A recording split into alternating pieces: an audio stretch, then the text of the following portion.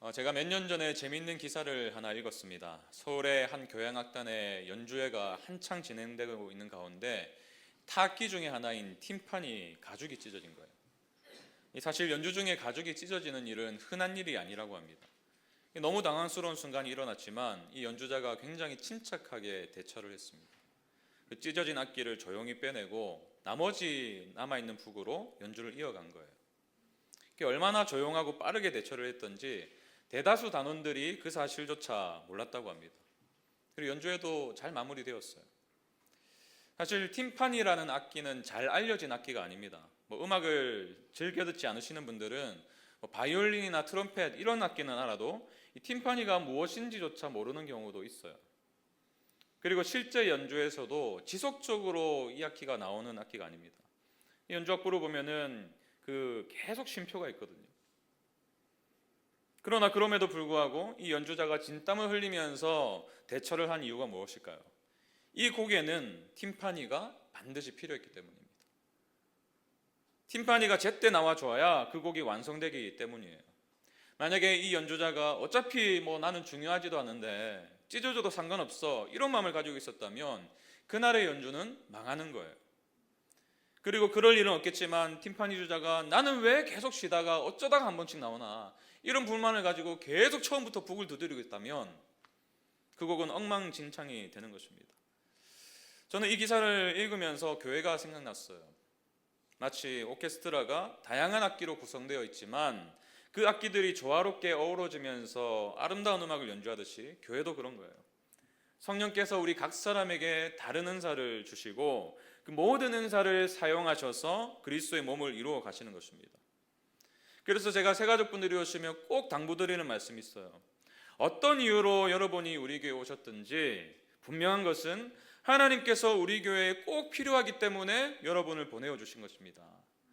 그리고 여러분에게도 기쁨이 되는 교회가 꼭 필요하기 때문에 하나님께서 우리 교회로 발걸음을 옮겨주신 겁니다. 그런데 우리는 이 사실을 자주 잊어버린 것 같습니다. 누군가는 더 돋보이는 자리 또는 사람의 이목이 집중되는 자리에 서길 원해요. 그래서 모든 것을 내가 다 하려고 합니다. 반대로 누군가는 나 같은 사람이 무슨 쓸모가 있겠나 그런 생각으로 아무런 역할도 하지 않으려고 해요. 또는 이전에 다니던 교회에서 너무 많은 역할을 감당하다 지쳐서 기쁨이 되는 교회에서는 좀 쉬어야겠다 그 생각으로 쉰 횟수가 벌써 4년이 되어 갑니다.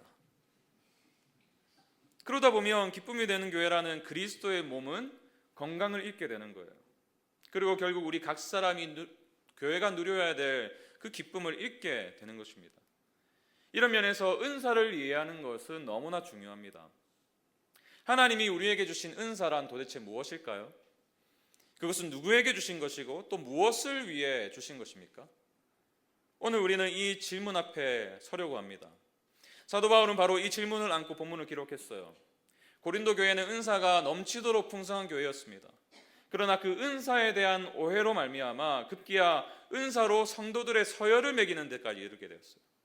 더 탁월한 은사 또는 혹은 덜 중요한 은사 이것을 구분하면서 결국에는 저 사람은 우리 교회에 아무런 쓸모도 없어 라고 말하는 데까지 이르게 된 것입니다. 그들은 은사를 신령한 것들 이렇게 불렀어요. 그러면서 더 신령해 보이는 것, 더 영적으로 탁월해 보이는 것을 추구해야 된다고 생각했습니다. 그렇지 않으면 영적으로 미성숙한 것이라 여겼어요. 우리도 그렇지 않습니까? 예를 들어서 방언을 하면 영적으로 훌륭한 사람이라 여깁니다. 그렇지 않으면 아직까지 조금 믿음이 부족한 사람이라 여겨요. 과연 그렇습니까? 바울은 그들이 가진 이러한 오해를 풀어주길 원했습니다. 그래서 본문을 이렇게 시작하는 거예요. 1절 보십시오. 형제들아 신령한 것에 대하여 나는 너희가 알지 못하기를 원하지 아니하노니. 무슨 말일까요? 고린도 성도들이여 너희가 생각하듯 은사는 자신의 탁월함을 자랑하는 것이 아니다. 은사에는 무슨 영적 수준이 있는 것도 아니다. 이제 내가 은사가 무엇인지 알려줄 테니 잘 들어보거라. 그리고 이 사랑의 권면은 오늘 우리 모두를 향하고 있습니다. 그리고 오늘 본문을 요약하고 또 요약하면 7절이 돼요. 7절 같이 읽습니다. 시작. 각 사람에게 성령을 나타내심은 유익하게 하려 하심이라. 은사란 무엇인가? 먼저 성령이 각 사람에게 주신 거예요. 또한 은사는 서로의 유익을 위한 것이라고 말씀하십니다. 오늘 저는 이 두 가지 진리를 본문을 통해 함께 살펴보고자 합니다. 그리고 이 진리에 각 사람이 바르게 반응해서 함께 교회를 세워가는 기쁨을 누리길 바랍니다. 은사란 무엇입니까? 먼저 오늘 본문은 이렇게 말씀하십니다. 성령이 각 사람에게 주신 것이다. 성령이 각 사람에게 주신 거예요. 주신 것이지 내가 이룬 것이 아닙니다. 받은 거예요. 또 성령이 모두에게 주신 겁니다. 다시 말해서 은사란 무엇인가? 우리 각 사람에게 성령께서 은혜로 주신 선물이라는 거예요.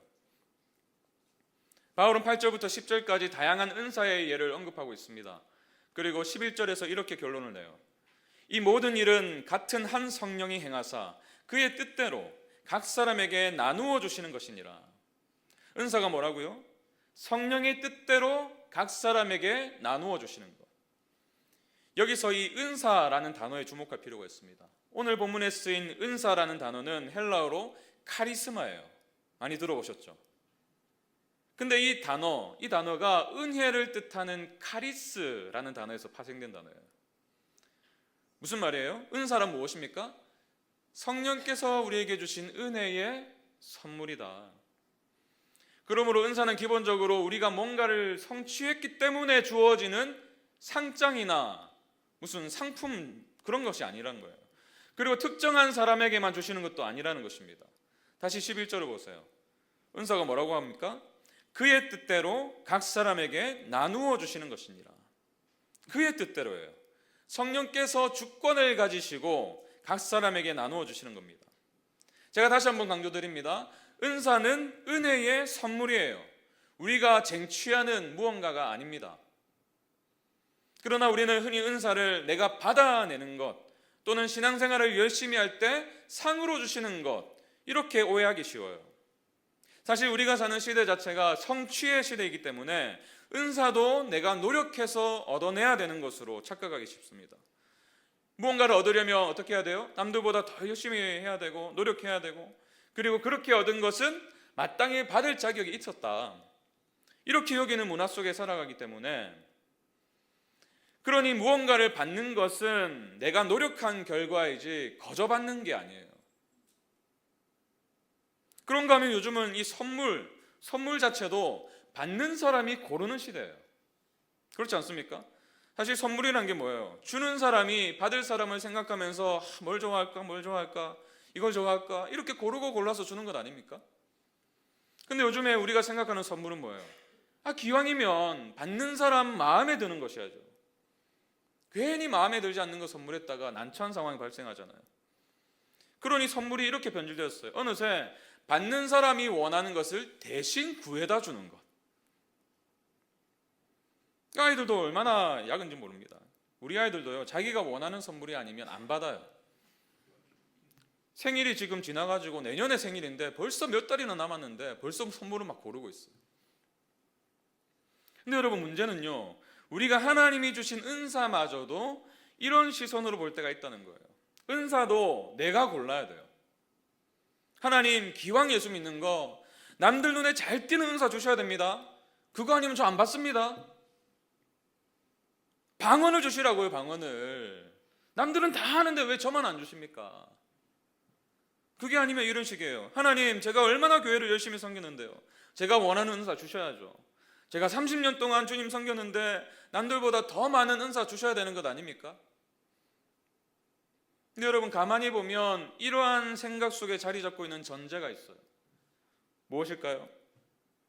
내가 볼 때 더 영적이고 더 신령해 보이는 은사가 곧 그 사람의 영적 수준을 말해준다는 거예요. 그러니 더 탁월한 은사, 더 드러나 보이는 은사, 더 영적인 은사를 달라고 말하는 것 아닙니까? 내가 원하는 은사를 주셔야 된다고 그렇게 요구하는 것 아닙니까? 그러다 보니 계속해서 다른 지체와 자신을 비교하게 됩니다. 이 비교하다 보면 두 가지 현상이 나타나는데, 한 가지는 교만이고 또 다른 한 가지는 열등감이에요. 그리고 이것이 바로 고린도 교회가 빠진 문제였습니다. 신령해 보이는 은사를 가진 자들은 그렇지 않은 자들을 향해서 이런 생각을 가졌어요. 저 사람은 교회에서 아무런 존재감도 없어. 나처럼 방언도 못하지, 뭐 성경 지식도 한참 부족하지, 아무런 역할도 하지 못할 거면서 왜 교회에 나오는 거야? 그러나 바울은 이런 생각에 정면으로 반박합니다. 21절 보십시오. 눈이 손더러 내가 너를 쓸데없다 하거나 또한 머리가 발더러 내가 너를 쓸데없다 하지 못하리라. 바울은 교회를 몸에 비유하면서 우리 모두가 그 몸을 이루는 지체라고 말하고 있어요. 왜 누구는 눈으로 삼으셨는가? 왜 누구는 손으로 삼으셨는가? 모릅니다. 성령께서 그분의 기뻐하신 뜻대로 주신 거예요. 그러나 분명한 것은 몸을 이루기 위해서는 모든 지체가 다 필요한 거예요. 눈이 손더러 내가 너를 쓸데없다 할 수 없는 것입니다. 그런가 하면 열등감에 사로잡힌 분들은 이런 생각에 빠질 수 있어요. 목사님, 저는 아무래도 은사가 없는 것 같습니다. 다른 분들 보면요, 기도도 얼마나 은혜롭게 하고 성경에 대해 아는 것도 많은데 그런 분들에 비해 저는 너무 초라한 것 같습니다. 그러나 여기에 대해서도 바울이 이렇게 말해요. 15절 보세요. 만일 발이 이르되 나는 손이 아니니 몸에 붙지 아니하였다 할지라도 이로써 몸에 붙지 아니한 것이 아니요 발은 손에 비해 너무나 초라해 보입니다. 그러나 그렇다 할지라도 몸에 붙지 않은 것이 아니다. 무슨 말입니까? 성령이 주신 은사가 그 사람의 영적 수준을 말하지 않는다는 거예요. 그러니 비교할 필요가 없다는 것입니다. 그리고 더 중요한 것은 건강한 그리스도의 몸, 다시 말해서 교회를 이루기 위해서는 모든 지체가 다 필요하다는 거예요. 남들보다 탁월한 은사, 못한 은사 없다는 거예요. 저도 한때 열등감에 빠진 적이 있었습니다. 사역 초기에 이제 막 사역이 시작할 즈음에 저는 한 목사님을 엄청 부러워했었어요. 처음 만난 성도님을 이분이 10년을 만난 사람처럼 막 대하더라고요. 외향적인 성품이라서 뭐 누구를 만나든지 거리낌 없이 대화를 이어가고 거기에 더해서 유머 감각도 있으시고, 그러니까 성도님들이 그분을 참 좋아했습니다. 근데 저는 그런 사람이 아니었거든요. 혼자 있는 거 좋아하고 조용히 묵상하는 거 좋아했어요. 그러다 보니까 자꾸만 그분과 계속 비교를 하게 되는 거예요. 나도 저런 성향을 좀 가졌으면 좋겠다. 급기야 이런 생각까지 들었습니다. 내가 정말 사역의 부르심을 받은 게 맞나? 이런 기질을 가지고 사역을 할 수 있나? 그런 고민에 빠져있던 중에 우연히 한 목사님의 글을 읽게 되었습니다. 그 글을 쓰신 분도 저와 비슷한 성향이고 또 똑같은 고민을 안고 계셨더라고요. 근데 그분이 어느 날부터 자신의 약점이 아니라 강점에 주목하기 시작했다고 말씀하셨습니다. 내향적인 사람이기 때문에 도리어 더 깊이 말씀에 집중할 수 있고 더 오래 묵상할 수 있고 또 사람을 깊이 사귈 수 있고 또 1대1로 마음을 잘 나눌 수 있고 또 다른 사람의 마음에 공감하는 능력도 있고, 제가 그렇다는 게 아니라 그 글을 쓰신 분이 그렇다는 거예요.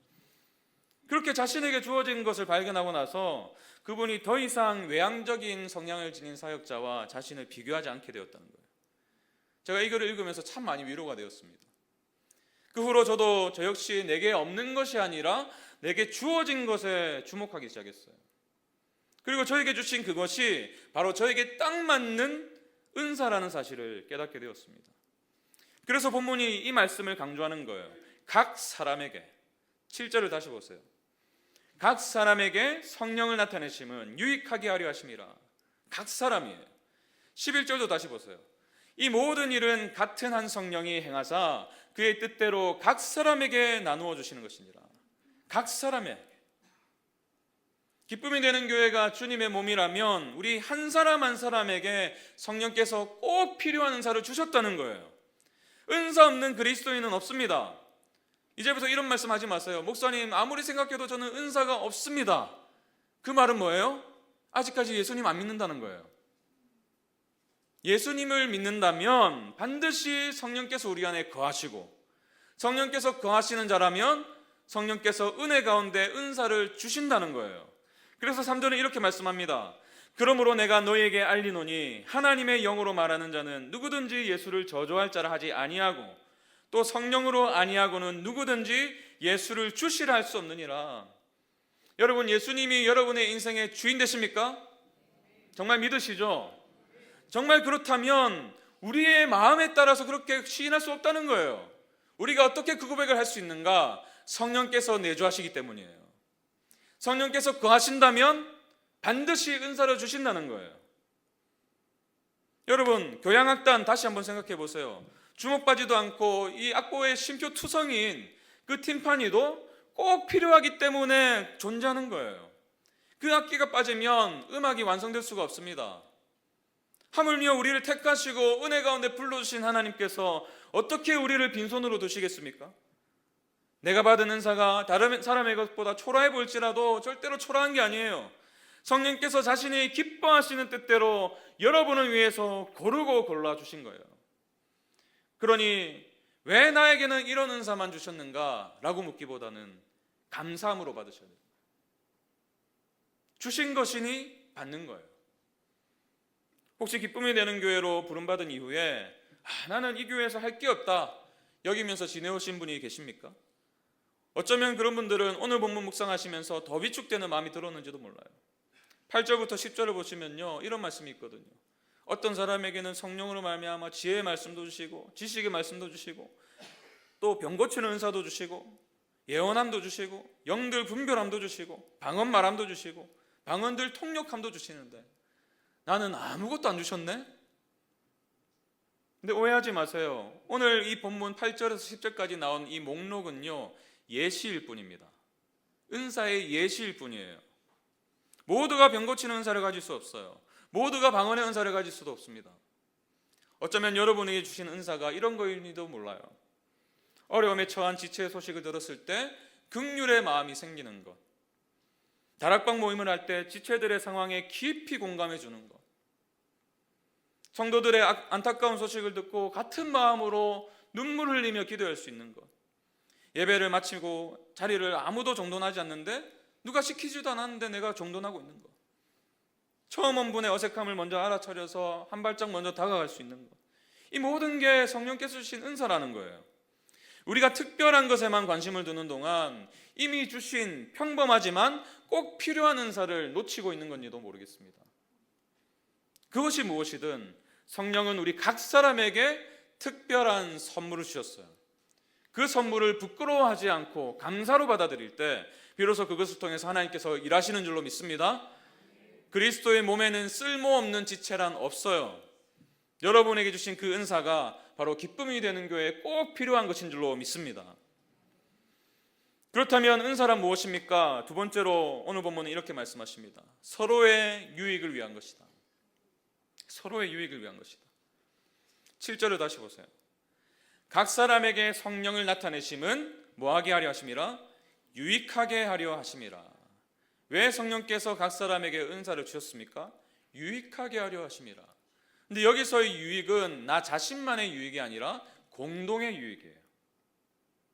다시 말해서 은사를 주신 목적은 나 한 사람의 만족이 아니라 공동체 전체를 세워가는데 그 목적이 있다는 것입니다. 그렇기 때문에 은사를 자신의 탁월함을 자랑하는 수단으로 사용할 수가 없어요. 내가 남들보다 기도를 더 많이 하고 리더십이 탁월하고 성경에 대해 아는 것이 많다는 그것이 자신을 드러내는 도구가 될 수 없다는 것입니다. 아무리 타고난 은사를 받았다고 한들 그것을 통해서 공동체를 세워가고 있지 않다면 은사를 주신 목적을 잃어버리는 거예요. 바울은 14장에서 방언의 문제를 다루면서 보다 깊이 이 문제에 대해서 얘기를 합니다. 그러나 그 모든 가르침의 뿌리가 바로 오늘 본문 7절에 명시되어 있어요. 은사를 주신 이유는 무엇인가? 유익하게 하려 하심이라. 모두를 유익하게 하려 하십니다. 서로를 유익하게 하려 하십니다. 성경은 다른 곳에서도 이 진리를 강조하고 있습니다. 에베소서 4장 16절 보세요. 그에게서 온몸이 각 마디를 통하여 도움을 받음으로 연결되고 결합되어 한 몸이란 거예요. 각 지체의 분량대로 역사하여 각자에게 주신 은사대로 역사할 때 그 몸을 자라게 하며 사랑 안에서 스스로 세우느니라. 우리 기쁨이 되는 교회 한 분 한 분이 저마다 받은 은사를 통해서 서로를 섬길 때 놀라운 일이 일어날 것이다 약속하십니다. 그 몸을 자라게 하며 사랑 안에서 스스로 세울 것이다. 여러분, 우리 교회가 좋은 교회가 되길 원하십니까? 앞으로도 계속해서 건강한 교회가 되길 원하십니까? 그렇다면 여러분에게 주신 은사를 다른 지체들의 유익을 위해 사용할 때 그런 교회가 될 줄로 믿습니다. 은사를 주신 목적은 분명해요. 다른 사람에게 내가 좋은 사람이라는 것을 드러내기 위해서도 아니고 나 혼자 어떤 강력한 영적 체험을 느끼기 위해서도 아닙니다. 우리 모두가 유익을 누리기 위해서 주신 거란 거예요. 그렇기 때문에 스스로에게 한번 질문해 보세요. 나의 은사는 과연 누구를 위해 쓰이고 있는가? 나의 만족을 위해서인가? 아니면 내 옆에 있는 형제를 위해서인가? 누군가에게 주신 방언 기도의 은사가 나의 영적 체험만을 위해서 사용되고 있다면 목적을 잃은 거예요. 누군가에게 주신 성경 지식의 은사가 자신의 지적 만족만을 위해 사용되고 있다면 목적을 잃은 것입니다. 나에게 주신 언변이 오히려 지체들의 마음을 상하게 하고 있다면 그 은사를 고르고 골라 여러분에게 주신 성령 하나님의 마음을 아프게 하는 거예요. 질문해 보십시오. 나의 은사는 과연 교회를 세우는데, 지체를 세우는데 사용되고 있는가? 그렇다면 왜 우리는 은사를 지체들을 위해 사용해야 됩니까? 그것이 곧 나의 유익이 되기 때문이에요. 여기에 역설이 있습니다. 세상은 나를 위해 살 때 그것이 곧 나의 유익이 될 거란 말이에요. 그러나 성경은 그렇게 말씀하지 않으세요. 나에게 주신 은사로 내 옆에 있는 지체를 섬길 때 그것이 곧 공동체 전체의 유익일 뿐만 아니라 결국에는 나의 유익이 된다고 말씀하세요. 왜 그렇습니까? 우리가 그리스도 예수 안에서 한 몸이기 때문이에요. 13절을 보세요. 우리가 유대인이나 헬라인이나 종이나 자유인이나 다 한 성령으로 세례를 받아 한 몸이 되었고 또 다 한 성령을 마시게 하셨느니라. 여기서 되었다, 미래형이 아닙니다. 언젠가 너희가 한 몸이 될 거야 라고 말하지 않아요. 이미 한 몸이 되었다. 로마서 12장 5절도 같은 말씀하고 있죠. 이와 같이 우리 많은 사람이 그리스도 안에서 한 몸이 되어 서로 지체가 되었느니라. 이미 한 몸으로 부르셨어요. 그렇기 때문에 나의 은사로 지체를 섬기는 그것이 결국 몸 전체를 건강하게 하는 비결입니다. 그리고 몸 전체가 건강하게 되면 그 몸을 이루고 있는 지체인 나도 유익하게 되는 거예요. 건강하게 되는 겁니다.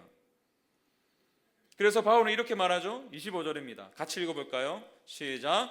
몸 가운데서 분쟁이 없고 오직 여러 지체가 서로 같이 돌보게 하셨느니라. 여러 지체가 서로 같이 돌보게 하셨다. 각 사람에게 주신 은사로 서로 같이 돌볼 때 나의 강점으로 누군가의 약점을 끌어안고 또 동시에 나의 약점을 누군가의 강점으로 채워질 때 비로소 우리는 진정한 의미의 교회를 맛보게 되는 거예요. 이런 면에서 저는 한 가지 굳건히 믿는 사실이 하나 있어요.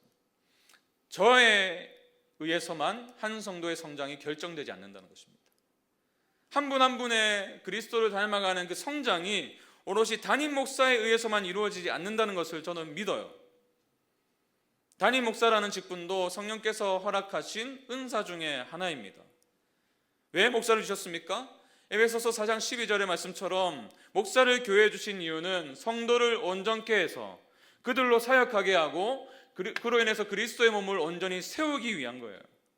말씀으로 세워진 그 한 사람 한 사람이 서로를 돌보는 사역을 감당하는 것, 이를 통해서 한 사람 한 사람이 그리스도를 닮아가기 위해서. 그래서 저에게도 부족함이 많아요. 완벽한 사람이 아닙니다. 그러나 저의 부족함을 사랑하는 동역자들이 채워가고 있어요. 우리 목회자분들 중에 어떤 분은 성도님들을 저보다 훨씬 더 세밀하게 살피십니다. 오시면은 따뜻하게 맞이하세요. 어떤 분은 성경을 보는 신선한 눈을 가지고 계세요.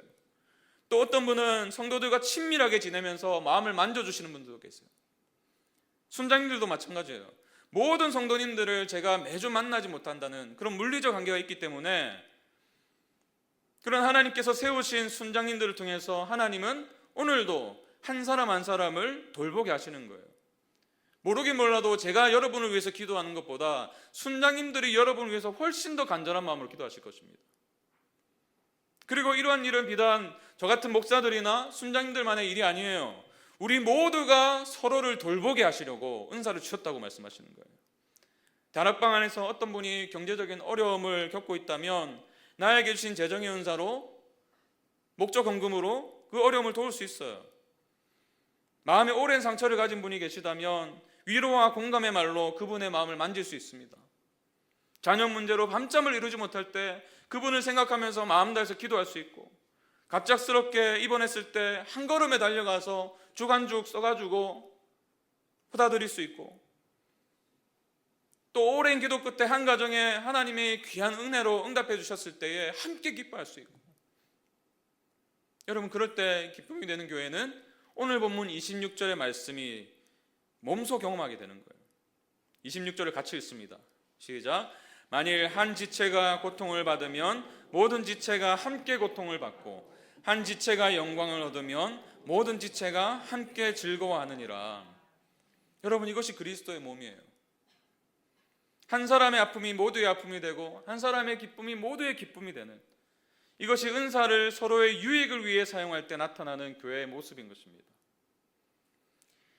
마이클 호튼이라는 신학자가 이렇게 말했어요. 내 형제와 자매들은 나의 야심을 이루기 위한 도구가 아니라 선물이며 그리스도 안에서 함께 기업을 이을 상속자들이다. 물론 그들도 나와 마찬가지로 부족하다. 그러나 하나님은 내가 필요로 하는 은사를 그들에게 주셨고, 또한 그들이 필요로 하는 은사를 나에게 주셨다. 세상 사람들이 보기에는 가장 작은 누군가가 낙원의 열매를 가져다 주는 하나님의 선물일 수 있다. 오직 하나님의 구원의 은혜만이 이러한 언약 공동체를 창조할 수 있다. 여러분, 그렇습니다. 옆에 있는 우리 형제 자매들은 하나님이 나에게 주신 선물이에요. 우리 옆에 분 한번 바라보실까요? 그분이 여러분에게 주신 선물이고, 나 역시 그분에게 주신 선물이에요. 우리는 서로를 향한 하나님의 선물로 한 몸을 이루어가고 있는 것입니다. 그러므로 한 신학자의 말처럼 은사는 가지는 것이 아닙니다. 가지는 데 방점이 있는 게 아니에요. 나에게 주셨다, 나에게 무슨 은사를 주셨다, 여기에 방점이 있는 게 아니라 되는 거예요. 선물이 되는 것, 다른 사람을 위한 선물이 되는 것. 그런가 하면 우리는 섬김의 소비자가 아니라 통로입니다. 그 선물을 가지고 지체들을 섬길 수 있는 통로로 삼으셨어요. 섬김의 소비자가 아니에요. 소비자는 어떤 사람입니까? 교회 오면요, 무엇을 받을 것만 생각해요. 순장님이 나를 섬겨주셔야지. 아니, 권사님이라면서 저렇게밖에 못 섬기시나. 근데 이런 태도는 서로를 돌보는 태도가 아닙니다. 소비자에 가까워요. 소비자의 특징이 뭐예요? 내 마음에 안 들면 쉽게 평가해요. 그래서 크리스틴 폴이라는 분이 공동체로 산다는 것, 이런 책에서 이런 말을 했습니다. 사람들은 모두가 어떤 공동체에 소속되길 원한다는 거예요. 근데 그 소속되길 원하면서도 한편으로 이렇게 한다는 것입니다. 나를 귀찮게 하지 않는 선에서, 나를 귀찮게 하지 않는 선에서 관계를 맺을 수 있는 공동체. 드나들기 쉽고 또 도움을 필요하면 도움은 또 받는데 책임질 일은 거의 없는 공동체를 원한다는 거예요. 근데 여러분, 사실 세상에는 그런 공동체가 넘쳐나요. 그러나 하나님은 교회를 그런 공동체로 부르신 적이 없습니다. 우리를 소비자가 아니라 은혜를 흘려보내는 통로로 부르셨어요. 기쁨이 되는 교회 처음에 개척할 때 오신 분들만의 얘기가 아니에요. 순장님들만의 얘기도 아닙니다. 목사들만의 얘기도 아니에요. 우리 모두예요. 하나님은 우리 모두를, 각 사람을 은혜를 흘려보내는 통로로 부르셨어요. 사실 개척을 하고 난 이후에 지금까지 많은 분들이 이 섬김의 통로로 살고 계십니다. 모르긴 몰라도 한 분이 막 3-4가지씩 하고 계실 거예요. 근데 이제 5년차가 되다 보니 제 마음에 한 가지 염려가 있습니다. 혹시 여러 가지를 맡으신 분들이 지치지는 않으실까?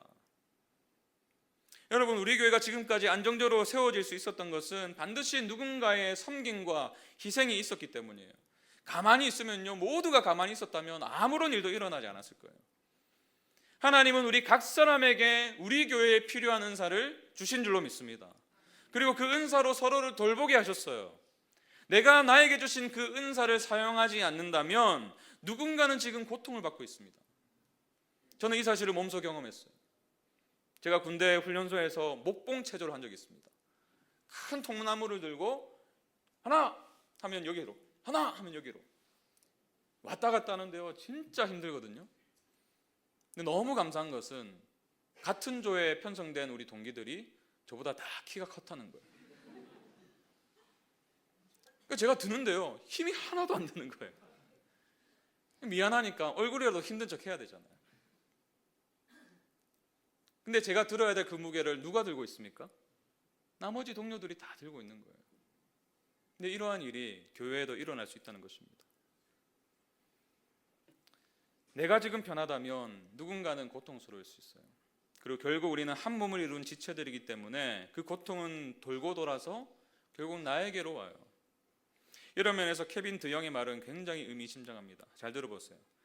교회는 영화를 보러 가는 관객이 아니라 군대에 입대하는 군인에 가깝다.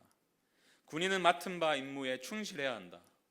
동료가 전투하고 있는데 참호에 숨어 팝콘을 씹어 먹고 있어서는 안 된다. 다 전투를 열심히 하고 있는데 혼자 숨어가지고 팝콘을 먹는.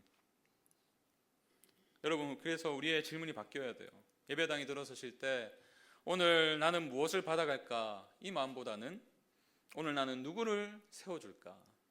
이렇게 질문을 바꾸셔야 됩니다. 그것이 우리 각 사람에게 은사를 주신 목적이고 우리를 기쁨이 되는 교회로 부르신 이유라고 저는 확신합니다. 오늘 선교 받아야죠. 이런 면에서 여러분에게 주신 그 은사를 발휘할 수 있는 더없이 좋은 기회입니다. 선교 떠나는 분들은 혼자 떠나는 게 아니에요. 우리가 같이 가는 거예요. 같이 가기 위해서는 무엇이 필요하죠? 남아있는 분들의 기도와 헌신이 필요합니다. 나에게 주신 작은 재정, 그것이 은사로 흘려보내질 때, 은혜의 통로로 사용될 때 선교팀의 부족한 부분을 채울 수만 있다면 은사를 통해서 서로의 유익을 구하는 거예요. 누군가의 기도, 또 어떤 분들의 헌신, 또 어떤 분들의 작은 헌신, 그 어느 것 하나 작지 않습니다. 필요해서 주신 거예요. 저는 이 모든 우리 성도님들이 이 기회를 놓치지 않길 바랍니다. 선물로 받으세요. 그리고 선물로 살아가시기 바랍니다. 놀라운 은사를 받았다는 사실을 깨닫는 교회, 그래서 각자의 은사로 서로를 돌보는 교회, 그럴 때에 우리 교회가 하나님의 아름다운 교향곡이 될 줄로 믿습니다. 그런 교회를 꿈꾸면서 또 그런 교회를 아름답게 세워가는 저와 여러분이 되시길 바랍니다. 우리 말씀 기억하면서 이 찬양으로 우리의 믿음을 고백했으면 좋겠습니다. 그래요, 여러분, 우리 각 사람에게 주신 은사는 다 다릅니다. 기질도 다르고 또 살아온 배경도 다르고 지금 처한 환경도 다르고 다 달라요. 그러나 우리를 그리스도의 몸, 한 성령, 한 그리스도, 한 하나님, 그분께로 부르신 줄로 믿습니다. 다양성 안에서 하나가 될 수 있는 것, 그것이 교회예요.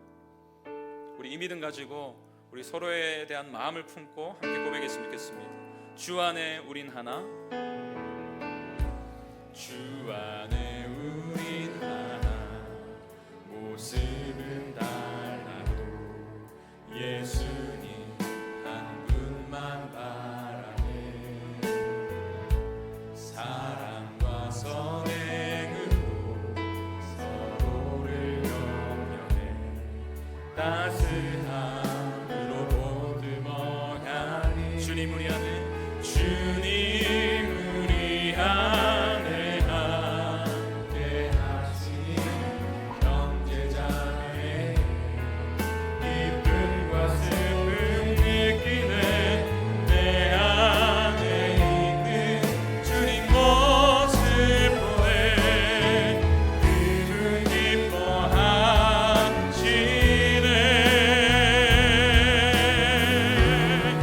주님 우리 통해 계획하신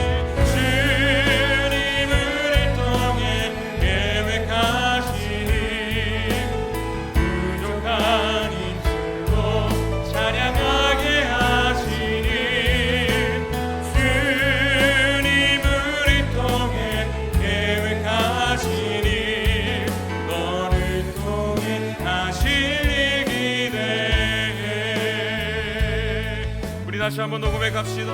주 안에 우린 하나, 주 안에 우린 하나, 모습은 달라도 예수님 한 분만 바라네. 사랑과 선행으로 서로를 경외해 따스함으로 보듬어.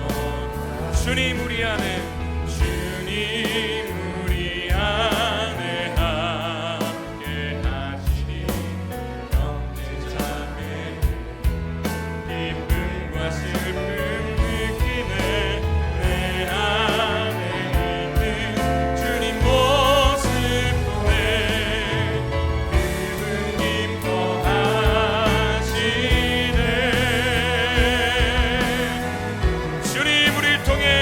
계획하신 일, 주님 우리 통해 계획하신 일, 부족한 입술로 찬양하게 하신 일, 주님 우리 통해 계획하신 일, 너를 통해 하신 일, 주님 우리 통해 계획하신 일,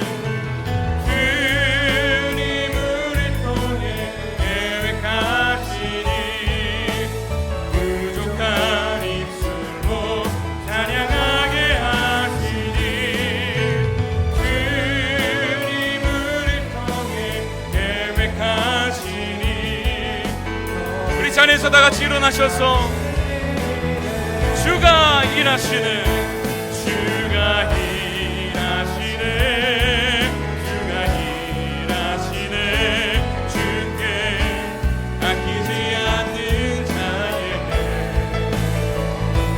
주가 일하시네, 주가 일하시네, 신뢰하며 걷는 자 주가 일하시네, 주가 일하시네, 주가 일하시네, 주께 아끼지 않는 자에게